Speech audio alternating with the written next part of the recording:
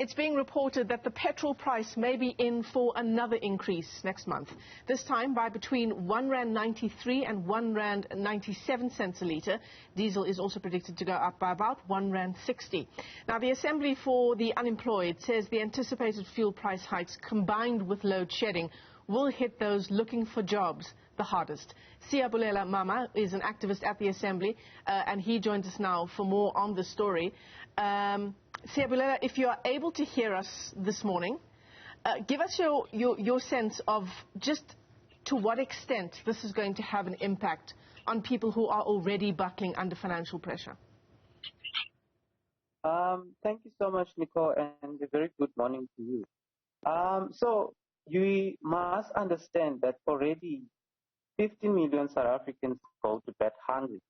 And 10 million and 3 million out of these are actually children who go out every week hungry. And so this the fuel hike, you can also imagine how they escalate the pressure, and they continue to put the pressure. I mean, in the Eastern Cape, in Gqeberha, it was reported that also 12 children are suffering from malnutrition, and this is in a state and a metro that is suffering from a unemployment rate. So you could imagine how this would escalate the pressure. And by the way, you could also see how fuel hikes and even transport costs are also putting pressure into and the leading cause of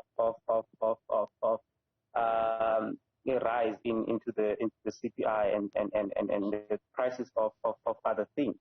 And so, yeah, you could imagine how this would escalate the hunger and malnutrition that South Africa is struggling with. And this will also be exacerbated by what we're seeing through the recovery plan. I mean, the restructuring of the blended investment that Treasury is talking about and government is talking about in the restructuring plan is mainly about deregulation and inviting private sector to take over our electricity, to take over other sectors such as communication. And this also leads to the question of unbundling, which will escalate these things, because it put them in the market. I mean, essentially, it's such a disastrous picture that's unfolding. The pressure on consumers is coming in from all sides. We think of the cost of electricity, the cost of just a basic basket of goods when it comes to foodstuffs, petrol prices, the cost of getting to and from work and from school. I mean, what do you propose here insofar as where the cushioning impact should come from? How should government be cushioning the blow, but particularly for that segment of the population that you've just described? Yeah.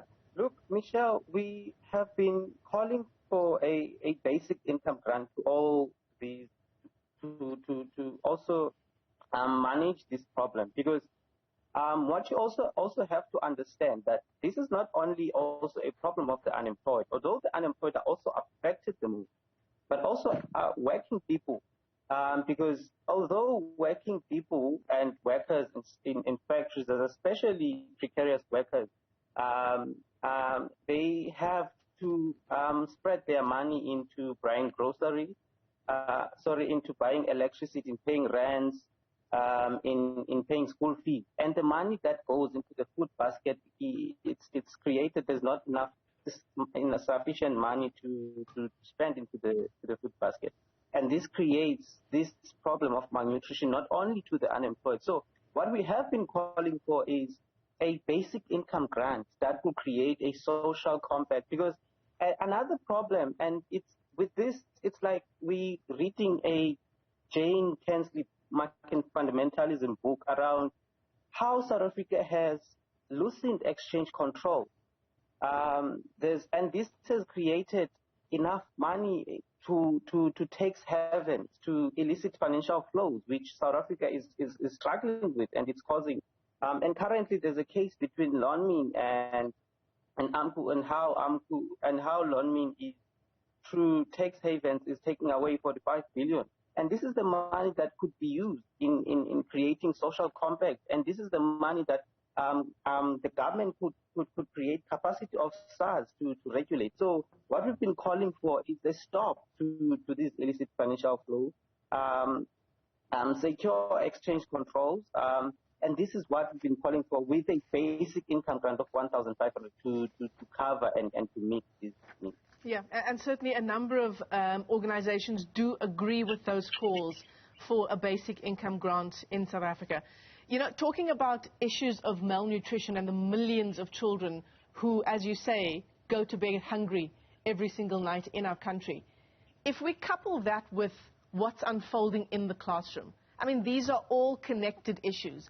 If our children are not able to eat a proper meal in the evening or in the morning, how can we expect them to get through a school day as well? And what does that mean for our education outcomes?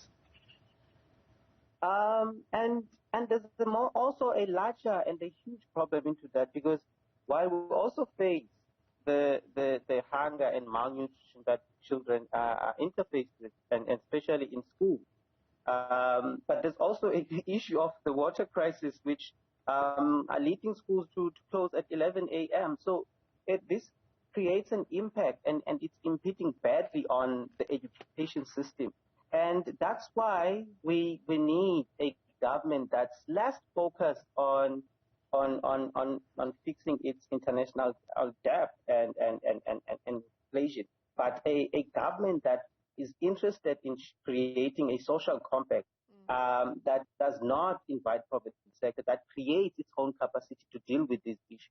And one of creating these issues is what we've been calling for around the issue of using the money through illicit financial flow, using the money that's hoarded in the GEPF reserves and it's invested into the other companies in the JSE, using the money of the unemployment insurance fund to create and to enact a reindustrialization that will seriously create jobs, and jobs that are low carbonized. Because we also, as we struggling with the crisis of unemployment, we're also suffering with the crisis of climate change.